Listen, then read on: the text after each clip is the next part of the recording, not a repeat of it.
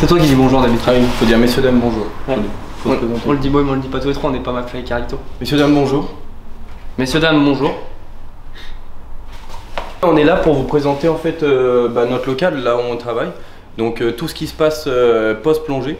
Du coup on va vous montrer toutes les étapes de A à Z sur tout le processus de traitement. Que ça aille du lavage jusqu'au triage pour ensuite l'envoi. Et nos secrets de fabrique. Non, on dira pas. Secret nettoyage. On a eu beaucoup de questions sur YouTube et sur TikTok qui nous demandaient un petit peu, comme a dit Lily, tout le processus post-plongée. Et c'est pour ça qu'aujourd'hui on va vous faire découvrir... Et il y en a également qui comprennent pas ce qu'on fait en fait avec ces balles. Ouais. Du coup ce sera le moment de... Bon, ils sont un peu loin à la détente. Ce sera le moment d'expliquer ce qu'on fait avec ces balles du coup. Et aussi on a reçu les boîtes. Ouais, les belles boîtes. Elles sont belles et elles sont là-bas. Il y a quand même une certaine évolution en fait depuis le début dans les hangars. Au début on était parti, ce hangar était vide. Et là petit à petit on construit nos étagères, petit à petit on construit nos plans de travail, nos tables. On améliore notre processus de trempage, de nettoyage. Et on sait que les gens sont assez friands de voir un petit peu l'évolution du projet et c'est ce qu'on veut partager avec vous aujourd'hui. Et là on arrive vraiment à un point où on commence à pérenniser le truc et on voit que c'est ça qui marche. En général on est quand même le plus clair de notre temps ici ou alors à l'incubateur à Lyon. Ou sur Dofus. Ou sur Dofus. Du coup ce qu'on veut montrer aujourd'hui aussi c'est la quantité de balles énorme qu'on arrive à stocker et qu'on se représente bien. C'est pas n'importe quoi quand on dit qu'on ramasse plus de 10 000 balles par session parfois. Et ce qui est intéressant de voir c'est l'évolution du projet. Au début on nettoyait les balles à la brosse à dents et là on finit avec une bonne machine qui nous permet de laver plus de 10 000 balles par heure. Donc, parce que nos mères n'en pouvaient plus. Ouais, et aussi la facture d'eau était trop salée. Et en plus ça coûtait cher en brosse à dents.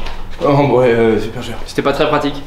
Du coup j'arrête de me brosser les dents aussi. Mais du coup on va vous montrer détail par détail. Et du commencement, donc je pense que l'idée c'est d'arriver vers le hangar. Et qu'est-ce qui se passe une fois qu'on ramène les balles qu'on a récupérées dans l'eau. Du coup, bienvenue dans cette vidéo immersive. Dans le hangar de Goldfiller.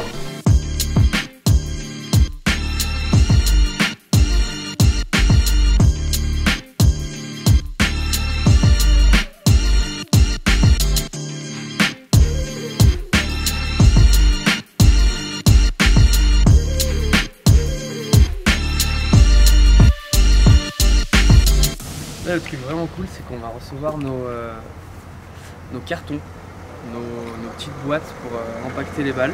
Et c'est cool parce que ça fait un moment qu'on bosse dessus. Ça fait quoi? Ça fait 3 mois, le temps que notre image de marque elle soit faite, le temps qu'il y ait toute la préparation des boîtes. On en a commandé 5000 et là, elles arrivent enfin, aujourd'hui. Regarde notre camion, comment il est beau. Est-ce que t'as déjà vu un camion aussi grand? Regarde comment il est garé sur une place où on va faire aussi garer. Regarde pas le camion.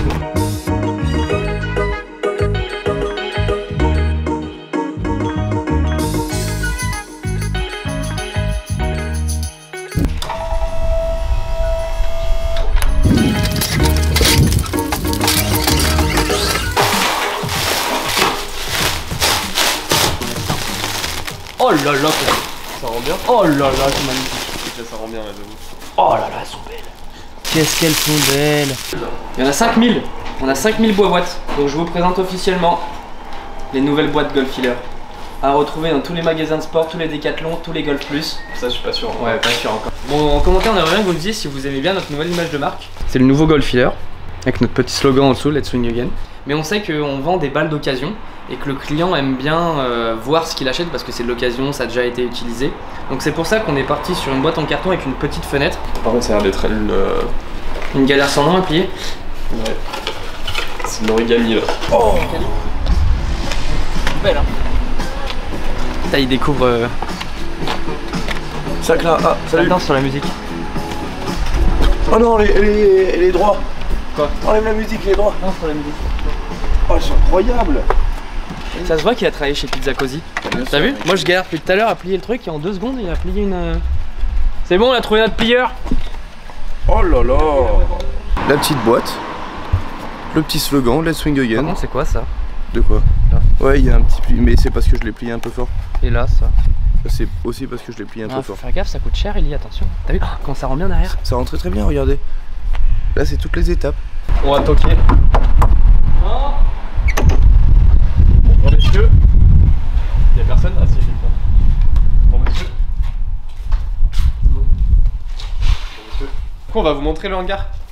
Première étape, on prend des balles, on les ramasse déjà, ça c'est la première étape, vous l'avez déjà vu en fait. Ouais. Deuxième étape, on les pose. Et en fait, bon, elles sont sales, donc il va falloir les nettoyer. Bah je te laisse me suivre par en bas. Casse-toi, c'est moi qui présente le nettoyage, les gars. Bon, du coup, comme a dit Ellie, la deuxième étape c'est le nettoyage. Alors, on a la première étape. Toutes ces balles là, on les met dans l'eau. Bon, vous me demandez pourquoi j'ai ça sur moi, c'est le matériel nécessaire pour la deuxième cuve. Ça, c'est une petite solution secrète. Avec Ellie, on en avait parlé déjà sur TikTok. Mais cette solution secrète, on va la garder secrète. C'est le principe d'une solution secrète. Et après, on rince ces balles là, encore dans de l'eau. Comme ça, on n'a pas toutes les odeurs de ce produit là. On a eu des questions de est-ce que c'était un produit naturel, est-ce que c'était un produit bon pour la planète. Nous, ce produit-là, on ne dit pas ce que c'est, mais on le réutilise. Quand on peut plus l'utiliser, tout ça, on le ramène dans une déchetterie où là, ils peuvent traiter les eaux qui sont usées. Donc il n'y a rien qui est balancé dans la nature, il n'y a rien qui est perdu. L'eau, on l'économise au maximum. On fait 2 cuves par an, 2 cuves de 500 litres. On a un temps de trempage entre 1 ou 2 jours, facilement. Elles arrivent dans le gros coucou. Le gros coucou, c'est la machine de nettoyage qu'on a acheté à Aix-les-Bains. Elle peut généralement nettoyer entre facilement 10 000 balles par jour. Et ça nous sauve pas mal la vie parce qu'avant on nettoyait à la brosse à dents. On s'équipe bien avant parce que c'est assez corrosif comme produit, donc faut prendre des précautions.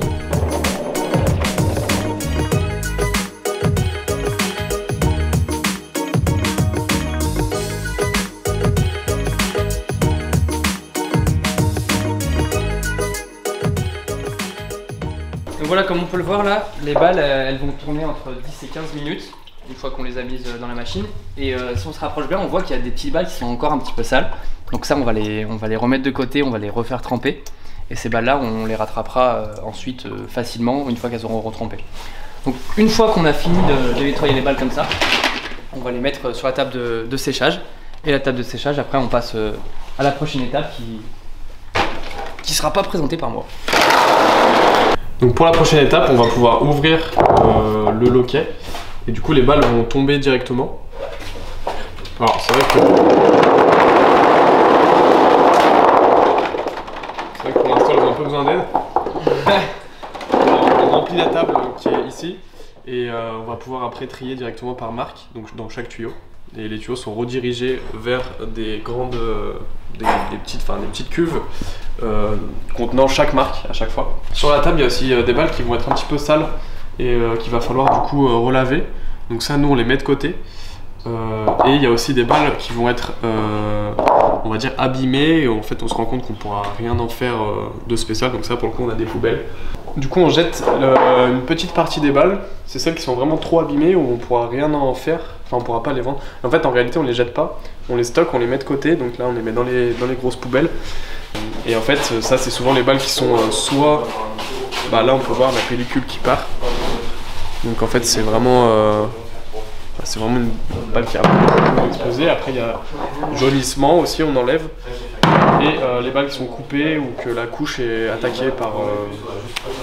souvent c'est par le club ou par des rochers quand elle tape. Ou des choses comme ça. Donc chaque tuyau on redirige, ça c'est tout vu aussi. Une fois qu'on a fini, tous les tuyaux, on va pouvoir les enlever.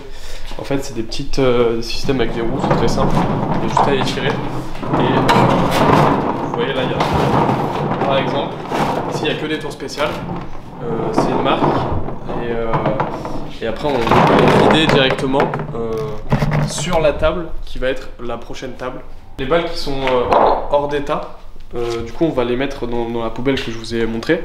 Une fois qu'elles sont mises dans la poubelle, on les met dans des gros sacs et ces balles elles peuvent représenter 10% de ce qu'on récupère dans les lacs. Donc dans ces 10%, il y a à peu près tout ce qu'on a ici. Donc c'est des balles qu'on va garder de côté pour l'instant, mais on pense qu'un jour on pourra soit les recycler, soit utiliser le plastique à d'autres fins et le recycler aussi. Du coup là on va vous parler plus en détail en fait du fonctionnement parce que vous avez vu du coup la face extérieure, donc ce qu'on voit, mais vous n'avez pas vu en dessous. En gros, quand tu regardes en dessous, c'est exactement le même système qu'un orgue. C'est pareil, sauf que ça fait pas de musique, à part si Baptiste souffle dedans. Et du coup, toujours dans une question d'optimisation, ce qu'on a fait sur toutes les tables, c'est qu'on a fait 2 postes de tri. Chaque table est équipée de 2 postes de triage, comme ça on peut aller 2 fois plus vite. Mais le système, c'est toi qui l'invente. En gros, parce qu'aux États-Unis et tout, c'est à peu près tout automatisé. Du coup, on s'inspire beaucoup des États-Unis et on refait la même chose de manière artisanale. Donc non, on n'est pas des pionniers là-dedans, mais au moins on a le mérite de faire les choses nous-mêmes. Mais aussi, c'est que bientôt celle-là, cette table-là, elles vont faire plus rien. Et on va finir en sapin. Ouais, en sapin de Noël. Il n'y aura plus rien parce Alors que c'est déjà du pain. Parce qu'on a une petite surprise. On n'en dit pas plus. Bon, là du coup on arrive sur la partie où on trie du coup par modèle et qualité. Par exemple, tu peux voir qu'il y a 8 tuyaux. C'est-à-dire qu'on a 8 modèles en fait à trier maximum par marque. Du coup on va effectuer un tri donc des différents modèles. Donc là je t'en prends 3 comme ça. Et là tu peux voir que ça c'est une AD33, du coup c'est un modèle spécifique. Là on a les distances. Et après on a les Ultisoft où pareil c'est un autre modèle. Du coup chaque tuyau va avoir son modèle spécifique bien à lui par fabricant. Et du coup toutes ces balles là partent, c'est exactement le même système que les autres machines. Chaque balle part dans un récipient qu'on va ensuite sortir pour aller le mettre sur l'autre table. Je te laisse me suivre. Enfin, je vous laisse me suivre. Petit souci d'éclairage. On a un néon qui a pété, mais ça change rien à la façon de faire. Ce qu'on fait ici, c'est qu'on trie par qualité. Du coup, on va avoir 3 types de tri. On va avoir la qualité AA, AAA et quadruple A. Toujours le même système. On va mettre une balle, par exemple, qui est AA. Je la mets dans le tuyau à AA. Et ça part dans un récipient. Et ensuite on les enlève et on les stocke. Et du coup là c'est la partie finale du tri. Une fois qu'on a passé cette étape, on va avoir du coup des sacs qu'on va vous montrer juste après pour finir en gros le processus et mettre en cagette pour mettre ensuite en vente. D'abord on va voir la caverne d'Ali Babal. Allez viens on va leur montrer. Tu peux la montrer? Ouais viens on va leur... Faut qu'on vous montre cette caverne. Donc en gros là on a un peu... Enfin, dans notre tête c'est séparé en deux même s'il n'y a pas réellement de séparation. Là en gros tu vas avoir toutes les balles qui vont devoir être triées, que ce soit par qualité ou modèle ou même marque. Et ici c'est à peu près la même chose, sauf que c'est pas en sac. C'est les cartons qu'on avait avant en fait au tout début. Donc là on peut voir une évolution, déjà une évolution. Mais là on se rend pas compte qu'il y a à peu près, là dans cette salle là on doit être à 50 000 balles à peu près. Un peu moins. Entre 40 et 50 000 balles. Ouais, un petit peu moins. Et du coup, là, on a les cuves en fait pour les balles mortes, donc les balles qu'on peut pas utiliser, qui sont pas destinées à la vente, mais qu'on réutilise quand même. Concernant l'aspect, du coup, qu'on met en avant l'aspect écologique, on utilise chaque balle.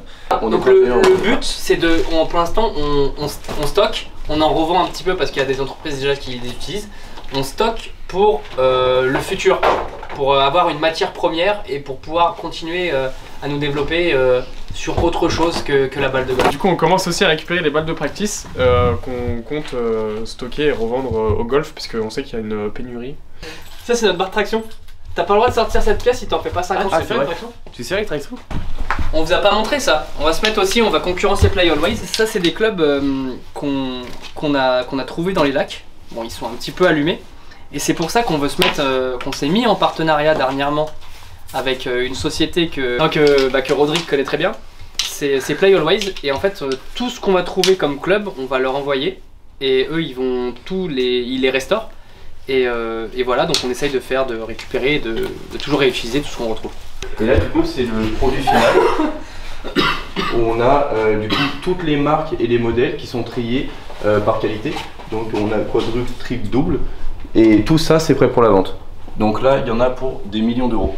En train de mourir. Et une fois qu'on a passé cette étape, imaginons je dois faire une commande de Nike. Je prends des Nike, j'ouvre mon carton. Voilà. C'est pas cool? Et là c'est fait, c'est fini. Une fois qu'on a mis cette balle en colis, ça donne ce genre de carton et ensuite on les envoie directement à notre expéditeur. On a 4 offres sur notre site, c'est 12, 24, 48, 96 et après ce sera des plus gros cartons quand ils prennent plus. On essaye d'avoir des cartons qui soient vraiment adaptés homogènes. Ouais. Et là on passe en B2B, justement sans transition. Oh là là, son coup. Qu'est-ce que ça dans la petite boîte. La petite boîte Golfer qu'on va se recevoir. Et justement, ce qu'on veut montrer, ça c'est ce qui est utilisé généralement aux États-Unis, parce que ce business-là il vient des États-Unis. Et voilà ce que nous on veut utiliser. C'est du carton 100% recyclé. Nous on est vraiment dans une démarche où on veut faire du bien à la planète. C'est quand même plus quali d'avoir notre image de marque sur un beau carton, parce qu'on a réussi à faire quelque chose d'assez sympathique que plutôt du plastique qui de toute manière sera acheté derrière.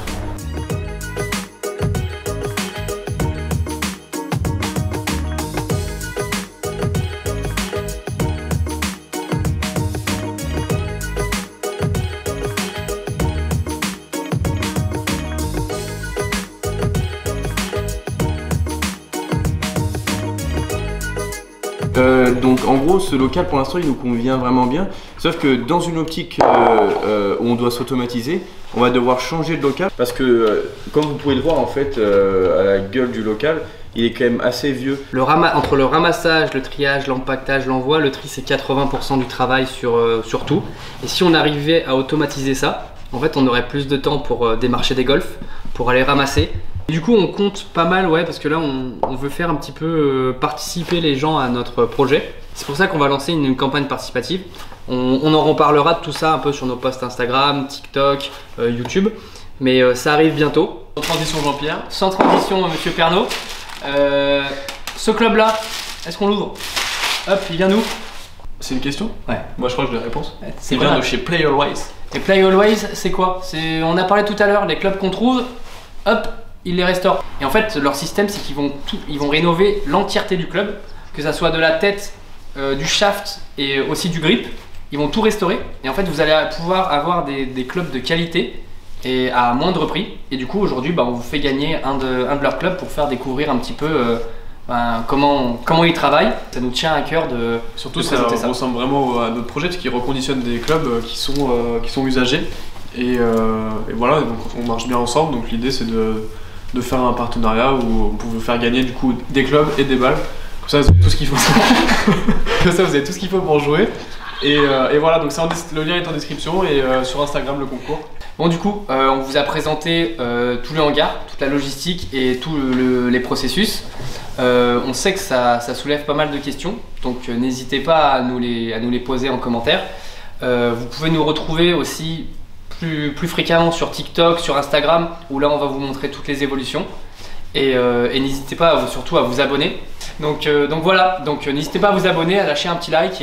Pour nous soutenir, c'est gentil. Et pour le référencement, ça fait Non, bien. juste pour nous soutenir, ça fait plaisir. Non, moi c'est pour voir que ce qu'on fait ça plaît et qu'on fait pas ça dans le vent. Voilà, on aime bien le fait de faire suivre nos aventures parce qu'on trouve que c'est sympa surtout de le partager. Ouais. C'est surtout qu'on veut vraiment sait que ça créer intéresse. une communauté vraiment sur l'aventure du projet. Et si jamais il y a Rhino Shield qui passe par là, il faut des coques étanches. Ah putain, ouais, il faut des coques étanches. À tout prix, sinon. J'ai flingué mon iPhone déjà en allant sous l'eau avec un. Parce que on a. C'est quoi cette pipe? Cette pipe. Retrouvez-nous un peu partout. Restez branchés. Et Restez branchés, ouais, elle est trop. Elle est trop, ouais.